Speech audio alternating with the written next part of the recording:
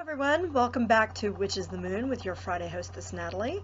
I am very pleased to come back this week. We are on week 7 of season 5, and this week's topic, as I'm sure you're aware already, is witchy holidays, which are our favorites. Now, for me, it's very difficult to choose one specific holiday that I really like because, to be honest with you, I love holidays. I like celebrations. And holidays are important to me because, to me, each holiday is unique and special in its own way because it's marking a specific thing throughout the year, a specific remembrance or understanding or respect given to a certain time of the year. And I think it's important to keep that in mind throughout the year.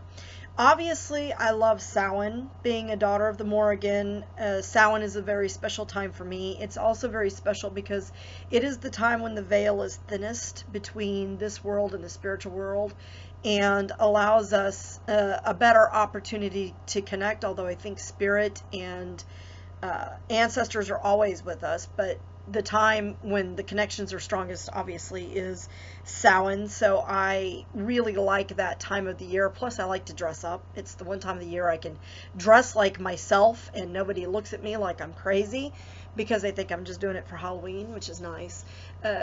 I love Yule because Yule is special in that it is the rebirth of the god to the goddess. It is that bringing back of light to the world. It marks the point where light and dark are even, but it heralds the ending of the dark and the beginning of the light half the year, which I think is really cool. And I like Ostara and Imbolc because they're, important in terms of understanding that life comes anew, that we are being reborn continuously all the time, and that those seeds that we plant do grow up. And so I think that's very important too. If I had to narrow it down, Yule is absolutely one of my favorite holidays. Always has been, just because it coincides with Christmas, which, as growing up as a Christian, was my favorite holiday. Although a lot of people feel Easter really is the most important Christian holiday, I loved Christmas because it was the one time of the year when people would be nice to one another without expecting anyone to give them anything back, so to speak. It was a time I really took to heart the words that Charles Dickens wrote in the novel A Christmas Carol, that Christmas is not to live one day of the year, but in all the days of the year in the hearts of Christian men. Now, of course, that applies to Christianity, but that spirit of kindness should live within us throughout the year, not just at one time of the year. But it was great, and I love Christmas movies. I like the smells, the foods, the whole feel of the holiday to me, and Yule is just one part of that. As I've watched specials that were special to me as a child, I've seen that a lot of those pagan themes were expressed in some of those movies. And in fact, one of the best examples I can give is in the movie Nestor, the Long-Eared Donkey. It was a Bass and Rankin production back in the late 70s, early 80s. It was about the donkey that Mary rides into Bethlehem, and he's got these really long Dumbo-like ears. He keeps tripping on him, and he kind of gets passed along, and people don't like him. But one of the things that they talk about in that movie at the very beginning is the winter solstice celebration, and how that was a time when everybody came together to try to get through the long winter together, that they would give gifts and that they would exchange, and it was a time when people would set aside their differences and try to get along as a community. And that sense of community has always been important to me, and I think that Yule is a holiday where that is quite prevalent, and it was absorbed by the Christian faith in the form of Christmas.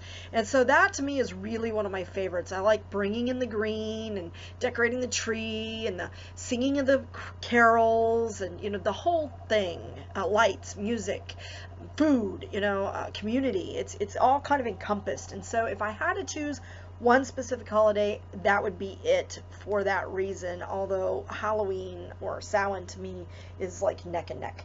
They're really pretty equal in my eyes in terms of importance. Of course, Samhain being the witch's new year, it's a time of the harvest. It's a season of sacrifice. It's a time when we are looking at facing the long winter. It's the last of the harvest celebrations. We're in a way giving thanksgiving while at the same time recognizing sacrifice. And so it's kind of a balanced holiday for me, and I really love it. Another Sabbath or holiday that I really enjoy is Beltane, for obvious reasons. Beltane is also one of those celebrations that I think gets a lot of press because of the sexuality behind it. But I don't necessarily see that as just the sole thing about Beltane. When you look at Beltane in that regard, a lot of people think, oh yeah, it's a lot of fun. It's time for hedonism and all that. And I don't necessarily see Beltane that way, although obviously the Great Rite plays an important role in the celebration of Beltane, because it deals to me more with the cycle of life. That's the time when we're celebrating the coming together of the life forces in creation, and spring is sprung, and there's flowers, and it's blooming, and there's, love in the air, and of course you have a lot of weddings following in June. There's no secret why that coordinates, folks. Think about it. If you're doing the nasty during Beltane, you're finding out you're probably expecting around June, so June is a good month for weddings, so that your child's born within wedlock. I mean, it makes sense when you think about the May Day celebrations, but the whole jumping the fire and setting aside of things and beginning anew, to me, each Sabbath really celebrates a renewing, in a way, of your self, a recognition of the changes that are going on within the season, within the year, within yourself, within your life. And I really have a hard time just sort of separating those out. Now, in terms of specific Sabbats or holidays, witchy holidays, and their celebrations, I try to give each Sabbath its own recognition in terms of decorating in my home. I try to select things to put out about my house that may not be so overt, because I'm the only pagan in my household. My husband and children are not pagan. My husband is a little about my being pagan and practicing openly. So I mean, in my office, obviously I have lots of things, and in my offices, for my business, my husband has included things in decorating, because he has set up all of the offices, and he has put things in there that are reminiscent of my pagan views, but aren't things that, a client would walk in and go, whoa, like, I don't have giant pentacles hanging up like, you see some Christians have big crucifixes, particularly Catholics, gigantic, enormous crucifixes hanging up everywhere. I don't have large pentacles or, big, besoms everywhere, although I do have my besom here, which I dearly, dearly love. I may just do a video on that one of these days. But anyhow, when it comes to witchy holidays, I try to incorporate multiple aspects to those holidays, in terms of, I like to incorporate foods, I like to incorporate songs. I will look for songs. For those of you that are not familiar with his work, Dave the Bard, it's spelled D-A-M-H. It's pronounced like a V. It's Celtic. But Dave the Bard has some wonderful music, and he has songs for all of the Sabbats. So I enjoy listening to his music and those of others that are centered around the same things. S.J. Tucker is another one. Lisa, oh God, what's her name? Lisa Thiel. Or Teal, T-H-I-E-L. It depends on which part of the world as to whether or not you pronounce the T-H as a hard T or as a, like we do here in the States. Wonderful music, and I will incorporate some of that music and listen to it. I'll meditate. I have meditations that are specific to the various different Sabbats and holidays, and I'll take those in. But for me, I love all of them for their own uniqueness, for their own specificity, so to speak, I guess is the best way. I can't really find the words today to express what I'm trying to say. It's, to me, you cannot, if you're looking at the Sabbats or at the holidays as a recognition and a celebration of the seasons or times or specific things, then each one of them is special in its own way and deserves its own respect and to be celebrated. Now, I know that there are some witches who do not celebrate the Sabbats per se. They choose to view seasons, but I like the Sabbats because they recognize the subtle changes between seasons, the in-between seasons, because I think if you look at things just seasonally, you just get winter, summer, spring, and fall, and it doesn't recognize fully those little minutia changes that come along in the year. Whereas since there are 8 various Sabbats that are openly recognized these days, then, you're kind of looking at that. I try to look at each day as its own holiday. Just the fact that I'm still alive and I'm surviving somehow, like a little cockroach, you whack me and might lose a leg, but I'll scurry under the fridge to live another day. I kind of look at holidays in that way. To me, they are a time of celebration, understanding, recognition, thankfulness, sacrifice in many cases, Thanksgiving, that sort of thing, but also in terms of grand rites or celebrations or things like that, grand rituals, I see them as a time of community, and that to me is very important. Obviously, some people have more community in their practice because they're a part of a coven, and being solitary, I'm not. So to me, seeing how others celebrate the Sabbats or the holy days is, for me, brings that sense of community. So I may engage in some discussions and things like that, well-wishing of holidays, but to narrow it down to just one specific is very difficult for me, because I really do appreciate them all.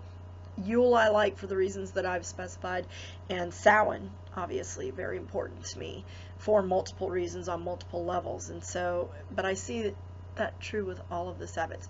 If you're interested in learning about how to celebrate Sabbats, there is a pretty decent book.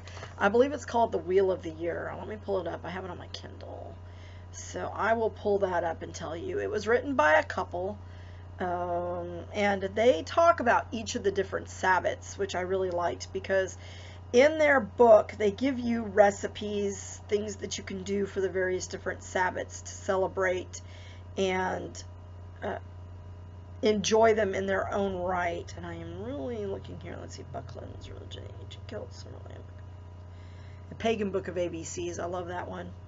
Let me see. Pagan and Christian Creeds, or origin. The Lonely Dog at Christmas. Encyclopedia Britannica. Grey Witch's Grimoire. Oh, okay, no, I can't find it. But I am pretty sure it is called The Wheel of the Year. And I am so sorry that I cannot seem to find that particular book here where I can tell you who wrote it. It's got a picture on the cover of a woman sitting by a fireplace. She has long red hair, but of course, different versions of books have different covers. So let me see. I just don't know if I can seem to find it here. I'm going down, down, down, down, down.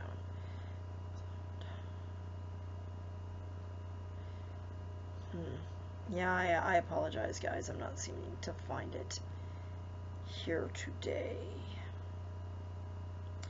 If I find it by some chance, I will put it into the, here it is, Wheel of the Year, Living the Magical Life. That is the name of the book. I accidentally tapped it, so now it's downloading. It's by Pauline and Dan Campanelli. Dan and Pauline Campanelli, Wheel of the Year, Living the Magical Life. Let's see if I can go to the cover. This is the cover of the book. I know it's backwards, sorry. So I found this book to be entertaining. What I like about it is they're talking about their particular perspective about the various different Sabbats, but they do include recipes, things that you can do, a little bit of the historical origin as best as they could about the various different Sabbats. And it's a good little book on finding ways to celebrate these Sabbats yourself and incorporate it in, and it's kind of from a solitary sort of perspective. So it's something you could share with a coven if you're in a coven. It's something that you could do or appreciate on your own if you're solitary, such as I am. So that's my spiel on the witchy holidays. I would love to see you guys' feedback and comments about which ones are yours and why. I hope y'all have a wonderful week, and blessed be.